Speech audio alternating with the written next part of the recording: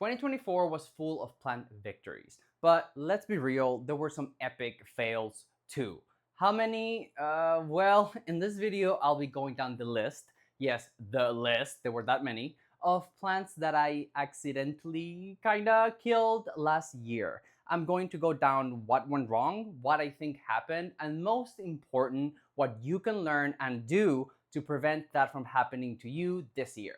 Hey, Pablo from Aroid Vibes Only, and I was a little hesitant to make this video, I'm going to be honest, because usually people are only sharing their plant victories. Like, what went right? Look how pretty this picture is. You're trimming the dry yellow part before the pick. But let's be honest, owning plants is not a clean, it's not a only success kind of thing. I personally believe that you will kill a plant at least 2 or 3 times before you're able to master it. So the first plant that I completely killed last year was my Philodendron Whipple Way. This one came in as a tissue culture and it was not too expensive. I think it was like $30, maybe like a 40-ish. Like the price was right. And the issue came once I wanted to transition it. So first I put it into like a normal side, kind of like a 3-inch container, because I like to just do that with my tissue culture. I just grab it from tissue culture into a 3-inch, I put a lid, I just damp a little bit the soil, and eventually with all that moisture and all of the 100% humidity, the plant will throw some roots and then grow and fill in that pot. I prefer to do that over doing like a tiny one and then a bigger one and then a bigger one. Like, I don't like to be touching the roots of my plant that often, so I usually will go to a little bit of a bigger pot to not do that work. And hence, that is what I think went wrong. I think Whipple Way and some other plants are just really sensitive with their roots. So I think when I first put it in the big container, it was just too much for those roots. They were overwhelmed with the amount, from the flask into the rest of the media. I think it was a perlite sphagnum kind of chopped mix. And it just did not like that. It was just growing a tiny little leaf at a time and a tiny little leaf at a time. And eventually I was like, why is it not growing? And I moved it and the whole thing just came off. And I was like, oh, like the stem and the leaves were still green, but there was no roots. And I was like, oh shit. So what I did was put it into a small, tiny little net basket with some sphagnum, and I put it in there. And then I had to go on a trip a couple of months back, and I overwatered it. The next one is the Variegated Bambino, and this one I want to say is not actually my fault because I should have not purchased this plant. So the lesson for you to take away here is if you buy a tissue culture in a bag of a variegated plant through one of those live streams like Palm Street, maybe just make sure they put it really close to the camera, maybe ask for a picture of it before they ship it or something like that. Because when I received this plant had zero chlorophyll. This plant was 100% pink variegated tissue. And I was like, what am I supposed to do with this? Like, this plant is going to melt the instant I take it out of the bag. Because the only reason it's surviving is because of the nutrients that are sitting in that agar. Like, there's nothing else there for it. Yep, that was right away. I took it out. It was a tiny little side shoot that had the actual sort of growth in it. And that was the one that I was like, well, if there's any hope for you, it's this. And then 3 days later, it was basically this. And it had just died and it melted. And that was like $50, maybe a little less. But, the point is, I was like, I don't like you. I was like, this plant died and I should have not purchased it. The instant I saw it, I knew it was dead. And yeah, that's my lesson for you. I should have looked at it or asked for a picture before the shipping because the bag just could not be seen through the camera. And yeah, so make sure you don't buy like super high variegation tissue culture because it might just go full variegation and die on you. The next one is Alocasia flying squid. I actually have purchased this plant 3 times, and every time, for whatever reason, my brain just does this, like, I swear to God, it's like plant sabotage. Like, that's what I'm calling it, because it's like you make a choice and then it turns out to kill the plant. So next time you get the next plant, you make the same choice. Like, the logic wasn't logicking. So for some reason I did it again. I don't know. So when you receive this plant, it comes in a plug that tends to be this really porous, kind of peat almost to it. It's really airy, and that does not get along well with semi-hydro. If you put that plug in semi-hydro, it's gonna rot the entire thing. So you need to remove it if you want to transition this plant into semi-hydro, or just fold it into some kind of aeroid mix where it can just kind of continue its journey with the roots. This plant, I put it into pond and then instantly began to melt. And I was like, oh no, it's gonna die again. So I literally just had to rescue the whatever was left in it. I threw it in a bunch of perlite. So what's the lesson here? I think the lesson here is that flying squid probably does not love semi-hydro. Maybe that one just needs to sort of go into a soilless or something that matches whatever plug it comes in. Or if you're able to get a corm, you might need to start with a corm so you're able to adapt it and grow it in your conditions out of the gate, and you do not need to risk any kind of like shock from the transplant. Up next, if you saw my Alocasia Jewel Alocasia kind of collection, you probably knew this was coming, and that is Alocasia Infernalis.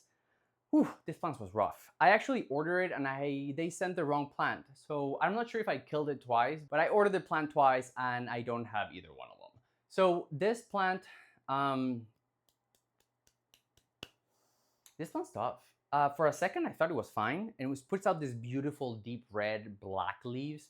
And for a second, I thought it was just fine in like leca at the beginning last fall. And then it just crashed completely whenever I tried to like repot it because it got a little root bound. And what I did is I just grabbed whatever was left of the stem with a few kind of growing points and I threw it into fluval stratum.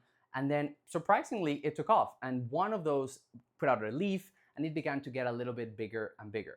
I don't need to explain, I can just show you. Sometimes I just do this, which is a plastic cup, and then I put some leca at the bottom, some fluval there, and some perlite.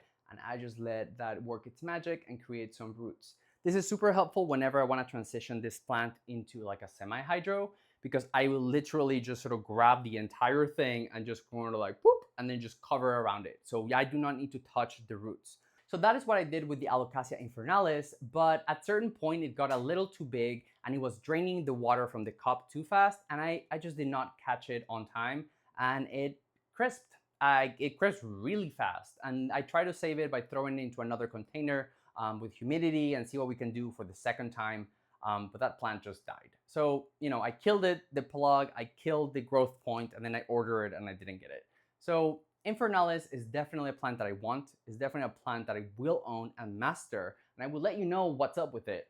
But for now, it's a big L for me. Up next is just a category of plants that have just suffered ever since moving into the apartment. So I used to collect Nepenthes. So that is how my entire plant collection thing started, was with Nepenthes and carnivorous plants.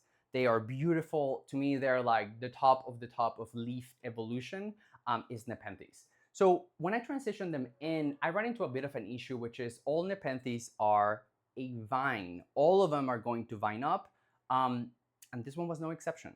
So they need a high humidity. And I had to put it inside the cabinet to kind of grow, and it honestly did really well. I made some shorts of how big the actual pictures were. So all my Nepenthes basically just suffered from negligence because I wasn't watering them, because I knew that if I watered it with the incorrect water, they would just die. And I guess not watering them at all also makes them die. The next one is an easy one, and that is the silver satin pothos, or those Scindapsus basically. I only purchased this plant because during the pandemic, Scindapsus was really rare. And I ran into Home Depot and they had a hanging basket of the one that I wanted, or that people wanted, the Exotica. Some pictures. So I purchased it. I did not love this plant out of the gate. I didn't care for this plant initially. I kept it in the pot and it was just kind of growing itself in the hanging basket and attaching to like plants underneath and the fence. So it was fine. But once I had to move, I had to just kind of select some of it. And I just found myself not caring for that plant. I grew it in semi-hydro and it adapted okay, but I wouldn't water it. I would just leave it alone. I would ignore it. It outgrew because it's a vine again. And I just left it look super, super ugly until it just dried out and died. And I know this year, all of the variegated and the high-end Scindapsus hit the market like full throttle, but they still don't work for me. I don't know. Why do you like Scindapsus? Like, what's about them do you like? I understand people who like Hoyas, right? I don't own any Hoyas, but I get it. You get the fantasy of the leaf, it lasts a long time, and eventually you get a beautiful bloom, similar to like the orchid sort of fantasy. But with this other one, yeah, I'm not quite sure. So what is it about Scindapsus that you love, and should I give Scindapsus another shot? This next plant was neglected on purpose. So it is my Mamei Rojo. This is another coloring philodendron. It is a philodendron. This is the one that was not attaching to the horizontal pot. It was kind of just starting to go vertical, and I attached it to like a moss pole, and I just did not enjoy this plant. I kind of liked the leaves. It would look pretty when it looked pretty, but no, once it got too big, it just lost all the appeal that it had to me because it got too unruly. It was not attaching. It would dry out all the time. Mamei Rojo was just not for me. So this is here as a as a placeholder. This is actually the one that I grew from a corm that was supposed to maybe be variegated, but the original plant that I got from my home, because I already had a Baginda silver, that one died. I tried to transfer it into semi-hydro. Nope, that plant just melted. It did not work out. It gave me like 11 corms. So of course we love to corm, and I proceeded to just throw it into like this Tupperware, close it, forget about it. And next thing I knew, I had all of these plants like coming out of this thing. But then it comes to the point of every plant grower where you go, how many of these plants do I actually want? And how many of these plants can I keep in my collection before it's a mess? So it was like over 12 plants. And I was like, okay, so each of these plants need a pot and a reservoir. And each of these plants need to somehow figure out a way of me gifting them or trading them. And I was like, I can't even get rid of my reversas. You know, like I still have so many reversas because it came with so many plants and it just keeps multiplying and nobody freaking wants it. So I was like, no, we're not doing this. So once those leaves came out, I made a couple shorts, and I just kept forgetting to water it. That thing was just sucking all of the water from it every other day, and eventually it just crisps to death.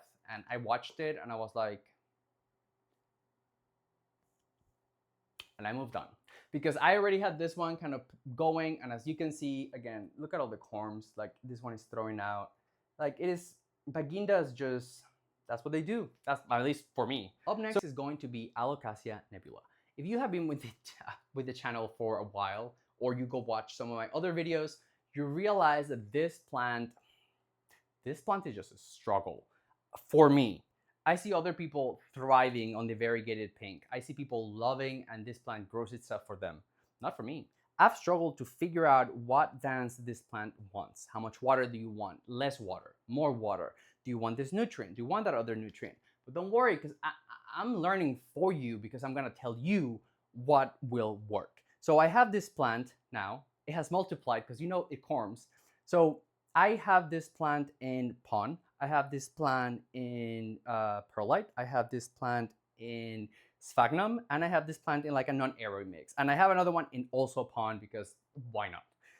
All of them are doing different things. There are different stages. Like this one is asking me to be repotted. I don't want to do it because I know it will melt. It will melt. This plant is going to melt if I touch it. So I'm going to make a short because I need to prove that point. This plant is tough, but I have 5 of them. We're going to figure it out. Stay tuned, because while I killed this plant 4 times this year, we still have a bunch of other plants specimens kicking, and we'll figure it out. Up next, yeah, this Thai Con is here just out of like emotional support. I have a bigger one outside, which is getting beautiful. I was not expecting it. But Thai constellations are one of those plants that when I started my journey with plants, 2020, actively aroids, I was doing non-carnivorous before that. I wanted a Thai constellation. I don't like the elbow. I love this creamy color. I just love the pattern. I love that it's stable. To me, Thai constellation is everything that tissue culture gets right. You know, like it came from a plant, it grew, they selected a better specimen, we end up with, this is like, basically you will find a near creme brulee Thai constellation at freaking Publix or Walmart. Like they're just available everywhere in a very nice quality variegation sort of like amount. So if you paid a lot of money 2 years ago, you're probably pissed because now they're like $20, $15. So this year I already had purchased this plant earlier, but I wanted some other ones because I really like the creme brulee kind of feel. So I did get a couple of high variegation Thai constellations in tissue culture. The ones that came contaminated, like they were done. Like the moment they got to me, like they should have not been shipped or sold like that. Like it was all mush. There was no plant to be used. Like most circumstances, I would have been like, I want a refund. But it was like, you know, $7, or I don't know how much I paid for that poo. So it was like there's no refunds if you buy the contaminated tissue culture. But unfortunately for me, like it just came gone. Like there was nothing I could do for it. And then the other ones came and it was growing, but I struggled a lot to get it to root from like just came like a little stem. Basically, you could just see the variegated stem. They did not have like a leaf. I did not have like the active roots. And then I just completely melted both of them away. So yeah, I don't think this plant is the easiest one when you start with like a tissue culture in the bag, tiny, tiny, tiny plant and transition it up. I think you're gonna run into root rot and I think you're gonna run into some difficulties. So I recommend you go out there, you spend your $30 or $20 or whatever they're going for, and you buy yourself a established Thai Con. This plant also hurt me, and the next plant is my Philodendron Joepii Variegated. This is another one that I purchased as a contaminated tissue culture because they're really expensive, and this one was only like $30, $40, I don't remember.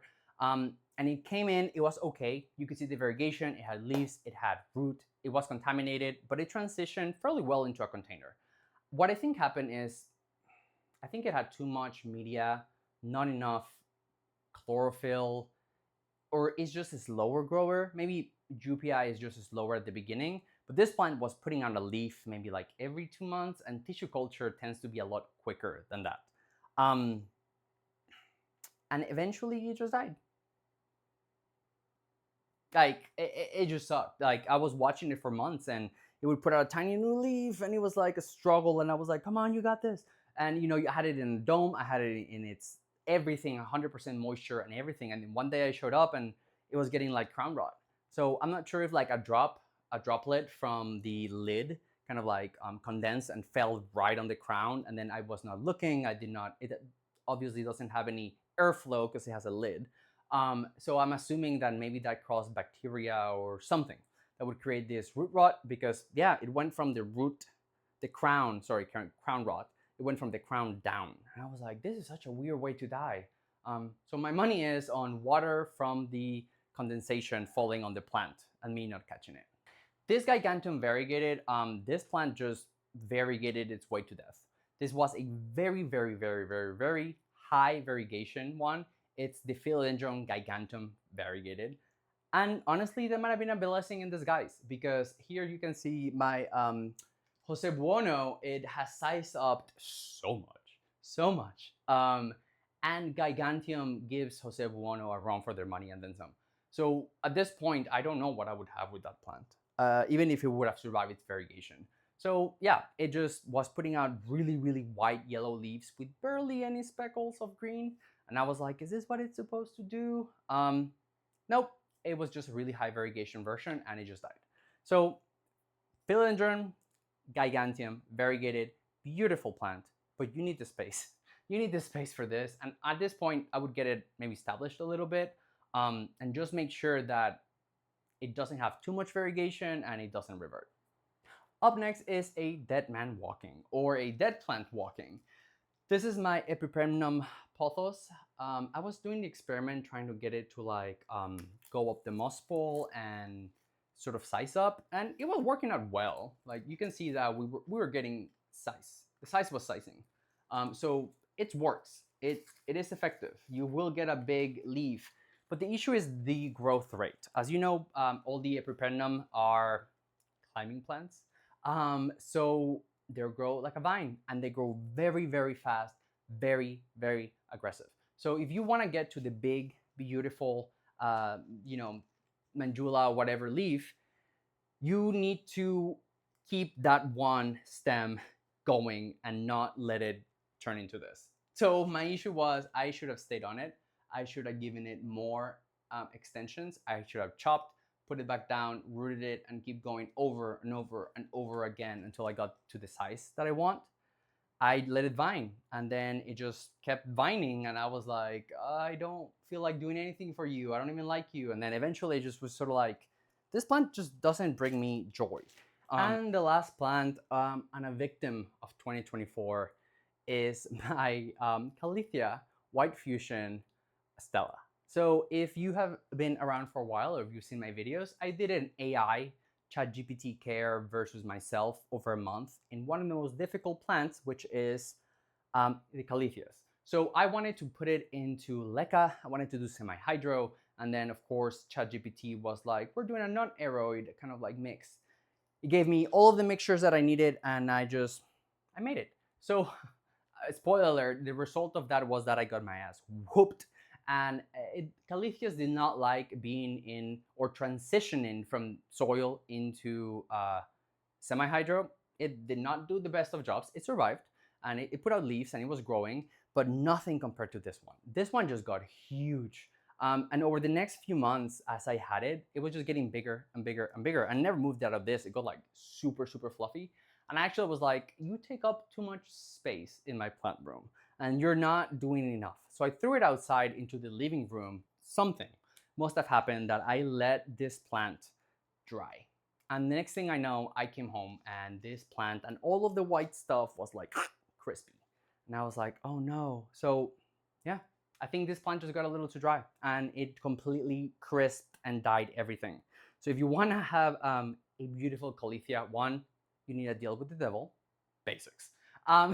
Two, I think you need higher humidity and you need to have a good quality water. And semi-hydro is semi-hydro is not gonna be the best, but this arid mix is gonna be just fine. So there you have it. These are the 16 main plants that I killed this year. I'm sure I'm forgetting a few that I just kind of blocked. But hey, 2025 is a brand new year for me to kill more plants. I guarantee you that I will. I guarantee that I'm gonna share how I did it, why I did it, and how you can prevent that from happening. So don't forget to subscribe to my channel. And YouTube thinks that this video is the best for you.